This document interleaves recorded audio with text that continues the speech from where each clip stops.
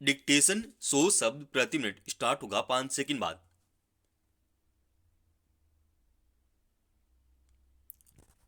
Start.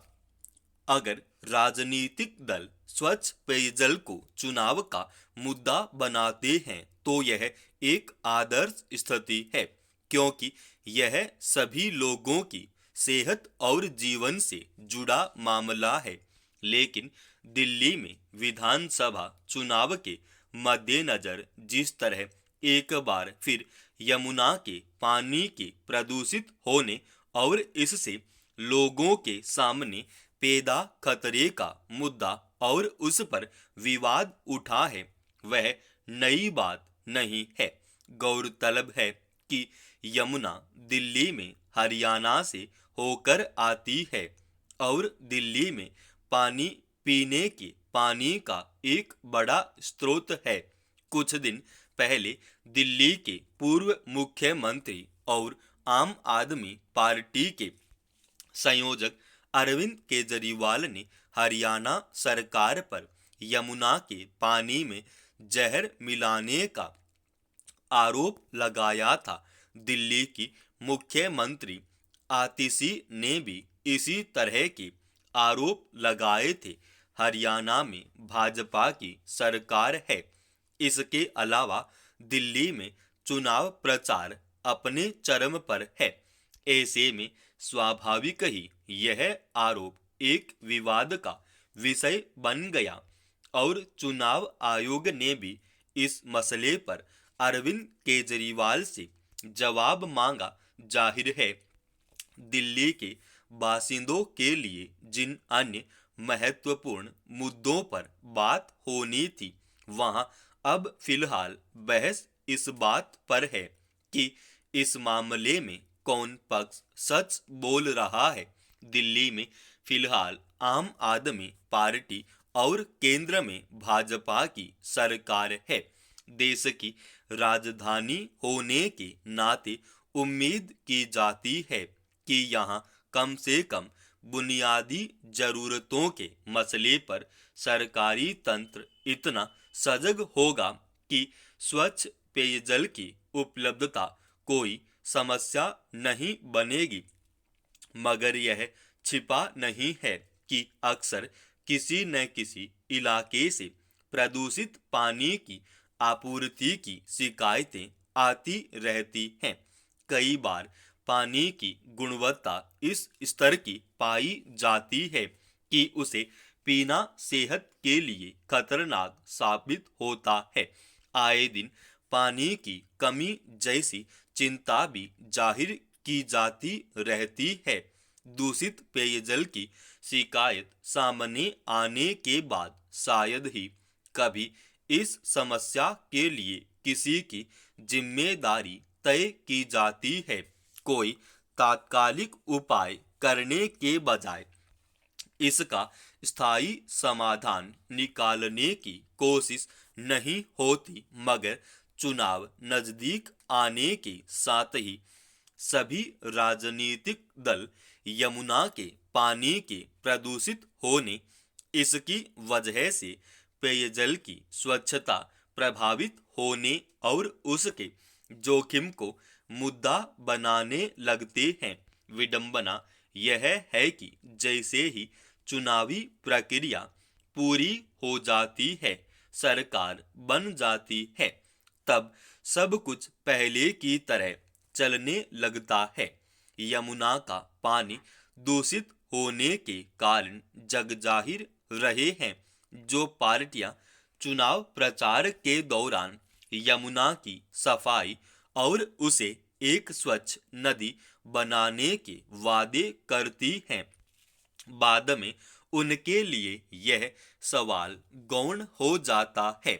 सरकार इस नदी की सफाई के लिए आए दिन अपना सरोकार जताती है, उस पर धन खर्च किया जाता है, लेकिन हकीकत यह है कि बीते कई दशक से यमुना सिर्फ एक चुनावी मुद्दा बनकर रह जाती है और बाकी समय दिल्ली के लोग आमतौर पर पीने के साफ पानी को लेकर हर वक्त एक आशंका से गुजरते रहते हैं। जिन राज्यों से यमुना गुजरती है उनके अपने तर्क हैं, मगर किसी के लिए यह सवाल महत्वपूर्ण नहीं है कि इतने लंबे वक्त और खरबों रुपए खर्च किए जाने के बावजूद यमुना में अमोनिया का स्तर चिंताजनक क्यों हो जाता है। इसका पानी नहाने तक के लिए सुरक्षित क्यों नहीं बन सका। आज भी अगर यमुना सिर्फ एक चुनावी मुद्दा ही बनी हुई है तो इस मसले पर जताई जाने वाली चिंताओं के प्रति राजनीतिक पार्टियों की इच्छा शक्ति का अंदाजा लगाया जा सकता है। विमानन कंपनियों के विस्तार और सस्ते हवाई टिकट के वादे के बाद उम्मीद जगी थी कि कम आय वर्ग से आने वाला आम आदमी भी जरूरत पड़ने पर विमान यात्रा कर सकेगा। रेलगाड़ियों में असुविधाओं, टिकट के दाम और उनकी उपलब्धता की स्थिति में उसे एक विकल्प मिलेगा, मगर प्रीमियम किराए का दौर शुरू होते ही और मांग तथा पूर्ति में असंतुलन की आड़ में मनमानी होने लगी। आसमान छूते विमान किराए ने आम आदमी को फिर से जमीन पर उतार दिया। अब एक बार फिर हवाई सफर ज्यादा समर्थ लोगों की ही पहुंच के मौसम में सिमटता जा रहा है। प्रमुख त्योहारों के समय, शादियों के मौसम में या छुट्टियों के दौरान कहीं जाने वालों से मुनाफाखोरी होने पर भी नागर विमानन मंत्रालय आंखें मूंदे रहता है। नतीजा यह है कि यात्रियों के हितों को नजरअंदाज करते हुए ज्यादातर कंपनियां अंतिम समय में बेहिसाब किराया बढ़ा देती है, जबकि कई बार कुछ लोग आपात स्थिति और मजबूरी में भी आखिर में विमान यात्रा का विकल्प चुनते हैं। हैरत है कि सरकार ने तो हस्तक्षेप करती है और न ही कोई दिशा निर्देश जारी करती है। जाहिर है विमानन कंपनियों के इस तरह मुनाफा कमाने के कोई लगाम नहीं है। कुंभ के दौरान जिस तरह से किराए में भारी उछाल आया है उस पर गंभीर सवाल उठ रहे हैं। देर से ही सही सरकार हरकत में आई है।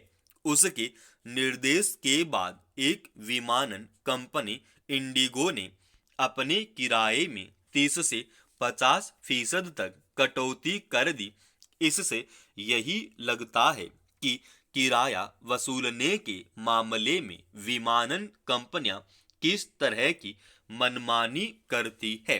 हाल ही में लोक लेखा समिति की बैठक में आसमान छूते हवाई किराए पर गहरी चिंता जताई गई थी। मांग आधारित किराए की व्यवस्था में जब 3-4 हजार का टिकट 18 या 20,000 का हो जाए तो हवाई सफर सपना ही बनने लगता है। मांग बढ़ने पर या अंतिम समय में टिकट चाहने वालों से मनमाना किराया वसूलने के पीछे आखिर क्या आधार होते हैं। सरकार भी विमान किराए में पारदर्शिता लाने, मनमानी और मुनाफाखोरी पर अंकुश लगाने में विफल रही है। सवाल है कि जिन आधारों पर किराए बढ़ाए जाते हैं उन्हें तर्कसंगत क्यों नहीं बनाया जाता। समाप्त। दोस्तों, रोजाना ऐसे ही एडवांस डिक्टेशन के लिए इस चैनल को आप अभी सब्सक्राइब कीजिएगा। और आज के दोस्तों इस डिक्टेशन का पीडीएफ फाइल हमने हमारे Telegram channel study with SP Swami पे डाल दिया है और उसका लिंक इसी वीडियो के डिस्क्रिप्शन में डाल रखा है।